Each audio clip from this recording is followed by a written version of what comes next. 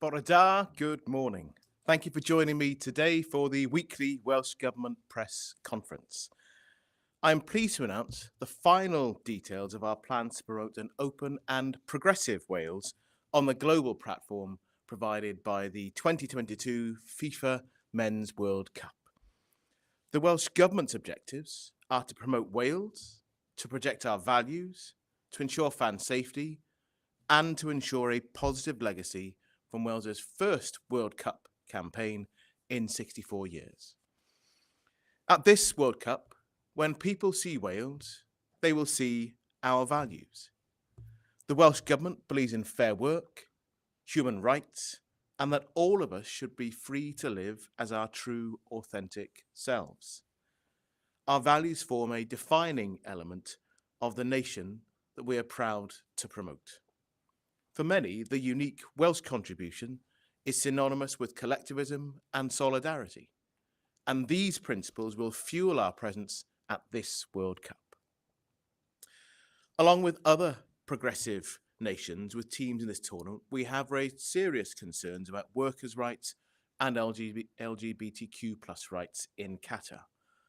The First Minister raised these concerns directly with the Qatari ambassador to the UK earlier this year, and I have since written to the ambassador condemning the recent shameful homophobic comments made by a Qatari World Cup ambassador. Welsh Government ministers continue to meet with stakeholders, including the International TUC and the Rainbow War Fans Group, to engage on these critical issues. We're proud of the stance that has been taken by the team, and Wales is fortunate to be represented by this special group of players under Rob Page's leadership. The FAW, players and fans rightly look to the Welsh Government for advice, support and leadership on these matters, and we're working closely with them to help ensure that we deliver a distinctive and progressive Welsh presence at this tournament. As we face our neighbours and rivals England in the group stage, we also have a rare opportunity before a truly global audience to demonstrate clearly that Wales is a distinct nation within the UK. There are, of course, issues that only a government can respond to, and it is right that we play our part as a government, both from home and in Qatar, as the team launches its campaign. Later this morning, I will join the FAW at the Cardiff City Stadium as the players train for the final time before they set off to the World Cup. We've extended an invite to this session to members of the Cardiff-based group Hoops and Loops. This is an LGBTQ+ refugee and asylum seeker support group for people who have come to Wales to escape domestic violence, persecution, and even the threat of death. Wales's status as a nation of sanctuary matters. It is a core part of the values we choose to stand for, and I'm delighted that those who are building a new life here are able to join us as we mark this major moment in Wales's sporting history. Our ambitious programme of activities is designed to proudly promote Wales with new audiences worldwide, and it is now well underway. Last week, Robert Page revealed the 26-player squad that will represent us at the tournament, led of course by our talisman and captain Gareth Bale. Today, I am pleased to announce 4 fresh additions to the Team Wales 22 effort with our new group of Wales ambassadors. And these ambassadors, working under the Lleisiau Cymru banner, will help to promote and celebrate the very best of Wales to the world. We have been incredibly fortunate to recruit the following: Olympian and world champion Colin Jackson CBE, former Wales captain, football captain turned professor Laura McAllister, DJ and presenter Katie Owen, and renowned chef Bryn Williams. As part of the wider Team Cymru 22 approach, FAW ambassadors and Wales legends Jess Fishlock and Ian Rush will also support our programme of activities. We also want to help to bring fans together at home and across the globe, from New York to Stockholm and Wrexham to Rhondda. Our World Cup Partner Support Fund is now supporting 19 projects designed to promote Wales, to share our culture, arts and heritage as an integral part of this global celebration. They include the Gwyl Cymru Festival, led by the FAW and Arts Council of Wales, which is celebrating our arts and sport across more than 200 events. S4C organised a concert in New York earlier this week. The Earth delivered their biggest singing jamboree across schools, with 230,000 children taking part. And Street Games Wales is reaching out to those living in our least well-off communities. An audience of around 5 billion people will watch the FIFA World Cup, offering a rare opportunity to introduce a progressive, dynamic Wales to new audiences across the globe. We have implemented our enhanced marketing campaign, focusing on core target international and domestic markets, including the USA, key European markets, and here, of course, in the UK. The campaign will promote Wales as an open, progressive nation, a great place to do business and a great place to visit. It is focused on the people of Wales, extending our warm welcome. A series of new short films are being released, packed with authentic voices, inviting the world to Wales. To further support our objective to promote Wales, engage in diplomacy, and importantly, to project our values, the First Minister will attend Wales's group game against the USA, and I will attend the England game. These represent the most significant opportunities for us to raise the profile of Wales and make connections where we can share our interests and values. We believe that it is proportionate for Welsh ministers to not attend the Iran game, and we will be supporting Wales from home. To ensure the safety and security of Welsh citizens in Qatar and a welcome for all, we have also engaged regularly with the UK government and with a range of government agencies, as well as UK police forces. Regular channels of contact have continued for updates on matters of security and safety from the Qatari Supreme Committee, which, as you know, is a committee responsible for managing the World Cup. We've also been in regular contact with the UK Embassy in Qatar. Our ongoing investment in sporting facilities in Wales includes a capital budget of 24 million over the next 3 years, alongside investments in schools facilities and support delivered by local authorities. The Welsh Government does not underestimate the serious issues this tournament has raised for citizens, sporting bodies and governments everywhere. I'm pleased that our plans reinforce the values that make Wales the nation it is, and we will not step back from those values. After a 64-year wait, this Wales team deserves to be competing at the top table and should take enormous pride from the joy they have already given to so many of us. The relationship that this team has built with Welsh fans is something that is truly special. I'm sure that you'll all join with me in wishing Robert Page and the team all the best in this World Cup. Poblwch Cymru. I'll now take questions from journalists. And I think we're going to start with Felicity Evans on the screen. Bore da, Felicity Evans. Bore da, Minister, thank you very much indeed. Just on the rationale for when you decide that engagement with an oppressive regime and dialogue and the demonstration of what you call an open and progressive Wales is the right way forward, and when you decide that it isn't. There's a ministerial boycott of the Iran game, not of the other games. You are going to Qatar because you say you favour this dialogue as the right approach. What's the rationale there? Because it seems a bit of a confused approach. How do you decide which countries are beyond the pale and which aren't? Well, the First Minister issued a statement on values and responded to the broader statement of values that a range of stakeholders, including the FAW and the Future Generations Commissioner, brought together. And it sets out that these are judgments that we make and take are broad starting approaches that we favour engagement. And as we are doing and standing up for what makes Wales, Wales. The challenge, and it's always a nuanced discussion in the sense of there are competing arguments for engagement and not. And that's the discussion that the government had about our presence in Qatar. And we've taken a decision in terms of Iran about what is proportionate. As we look ahead to some of the challenges that families and others are facing and the way that we use ministerial time, we took the decision that attending the Iran game wasn't proportionate, but we'll consider again if, as we all hope, Wales do get through to the knockout stages, whether ministers should attend future games as well. So it's hard to set out a hard and fast set of rules about where we would or would not be prepared to send ministers directly to that country. And as I say, we have tried to set that out in the statement. I think that people often look for black and white and a mathematical formula that allow you to reach that. But actually, you have to look at each country. You have to look at the situation you face, what the opportunities are in engagement, and what this means to Wales. Because much, of course, of what we're doing in Qatar is promoting Wales to the wider world.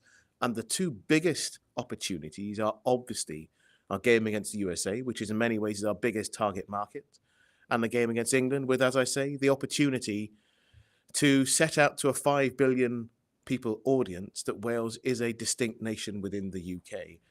And that certainly isn't something that is always clear.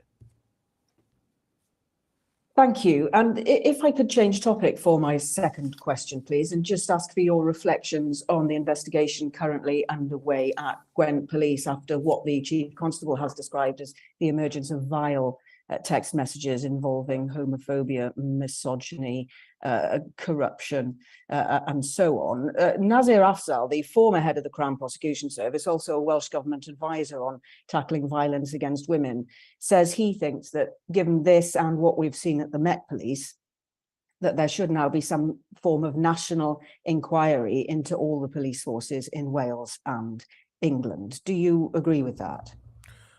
Well, it's the first time I've heard of the call from Nazir Afzal, who I've met and, as you point out, has been an advisor to the Welsh Government. On the individual issue in Gwent Police, I think it's important to reflect on the position taken by the Chief Constable, Pam Kelly. There's been no hesitation in how appalled she's been at the allegations and the investigation that has taken place by a separate police force. All of us should be able to have trust and confidence in the police. And every time it is revealed there are people who wear the uniform who absolutely should not, it is, of course, a point of concern. I've seen the wider issues in relation to the Met and others. I'd want to reflect and consider the call from Nazir Afzal and others for a wider investigation and to understand how that will practically make a difference, because that's what I'm most interested in, to make sure that we all get the police force that we deserve as citizens, but also all the many decent men and women who serve in our police forces. And I have friends that I know who work in the police force as well, that they have officers alongside them that won't embarrass and shame them in the way that I'm afraid far too many have done. So I think we'll consider the call before coming out with a more considered view on Nazir Afzal's suggestion. Thank you, Felicity. And now in the room, we've got Will Hayward from Wales Online. Nice to see someone in person again, Will. Thank you, Minister. Just keeping on the Gwent Police theme, you say Pam Kelly reacted very quickly. This hasn't come as a surprise that there's issues within Gwent Police. We recently had two very senior officers. Well, one retired just before he was dismissed, just 2 days before he was dismissed, and another was dismissed. We also saw the case of Clark Jocelyn, where an officer was able to stay in post for many years and was found by the force itself to be controlling of other female officers. Given that this has been a long-standing theme with the force, do you think that there should be a wider inquiry into the force itself from beyond just the Wiltshire Police investigation?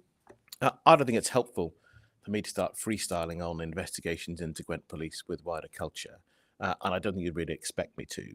But I really do recognise the seriousness of the individual issues you raise and what it means about the broader force.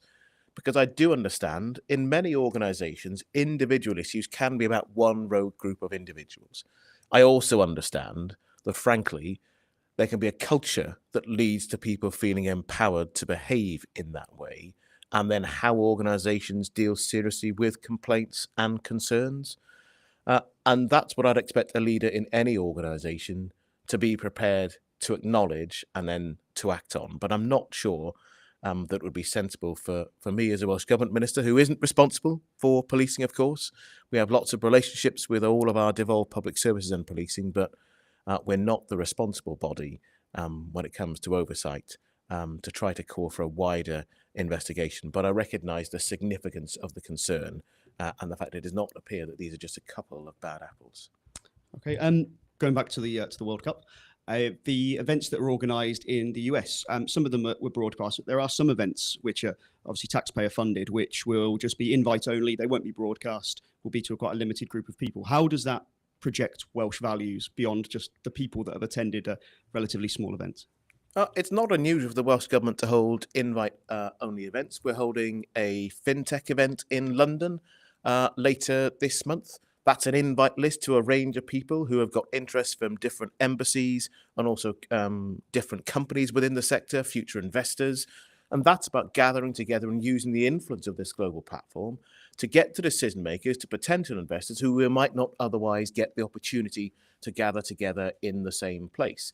And it's exactly that approach to not just the events in the US. I'm going to the US myself as part of that effort to project Wales on a global stage with a broader media presence and indeed a series of organised meetings that are by invite only. It's the way we work in a whole range of areas. And again, it shouldn't be a surprise on trade missions. We have organised events that are open. We have others where it's invite only. And that is about taking advantage of the opportunity to market Wales as a great place to visit and to come and do business. So it's a combination of different ways of trying to achieve our objectives rather than having simply one means of doing it. And as ever, we expect to have metrics on how successful our activity has been, and they'll come on in a number of months afterwards. And as you'd expect, I expect to be publishing months after the World Cup something about how our initial phase has gone and then what the longer term impact of Wales's journey in the World Cup has been. And obviously, the longer that journey continues, the better it is for all of us, whether fans or interested investors alike. Thank you. Thank you, Will. I've now got Adrian Masters on the screen. Good morning, Minister. Thank you very much. Picking up really on the issues to do with Qatar, Keir Starmer has said that he won't go, neither will any of the shadow cabinet members, because of the message it sends. I realise that you're in a different position as a government as opposed to an opposition in their case. But how does it sit with you as a Labour politician to realise that colleagues who you respect and work with have taken a very different decision? As I say, it's entirely reasonable for people to take different positions on the issue. There is a reasonable case to argue for engagement or not. And I'm not surprised there are people in every political party who have different points of view. I think one of the key differences, of course, is that our colleagues in Westminster are, for the time being, on the opposition benches. We're in the government, we are leading our country, we have government responsibilities. And the FAW are very clear that they want to be alongside the Welsh Government as they take their journey on this global stage. And we have opportunity to promote and project our values as I've set out and to engage in the country in a different way because we are in the government. And that's what we are choosing to do. It's all the engagement we've already had that I set out with not just LGBTQ plus groups, but also with the international TUC about workers' rights in the country, and the international TUC were clear that they supported Welsh Government ministers physically attending in the presence, and they want to see the progress that has been made to date in Qatar, both recognised but built upon as well. They're very keen that this doesn't all come to a halt when the tournament ends. So we're listening and we're engaging, we're reflecting and recognising the fact that this is not a straightforward position for people, whether they're interested in party politics or not. And a very specific issue, the Welsh Government, is, as you said, is representing all the people of Wales, amongst them Alison Patterson, whose daughter Lauren Patterson was raped and killed in Doha. She's asked the teams to use their involvement in the World Cup to highlight her daughter's case and remember what happened to her. Will you use your visits also to highlight her case and make sure people don't forget that particular case? Well, I'm only aware of the headlines of the case, Adrian, and I felt this, as a father myself, about what you would think and feel if something happened to your own child of any age, and I really am truly sorry for the family, for what they have already gone through. I understand why they'd make the call. I think it'll be a matter for the team out what they decide to do, but I'll certainly be interested because I know this is an issue that's arisen today that you're covering, and I think it's a good thing that you are. I'll be interested in getting a much clearer briefing on what's happened and if there are opportunities for us to talk about it, and indeed to have that conversation with the First Minister as well. Thank you, Adrian. I think those are the 3 sets of journalists today, and no doubt there'll be more interest at the Cardiff City Stadium later on, and in the less than a week before we start our World Cup campaign against the USA.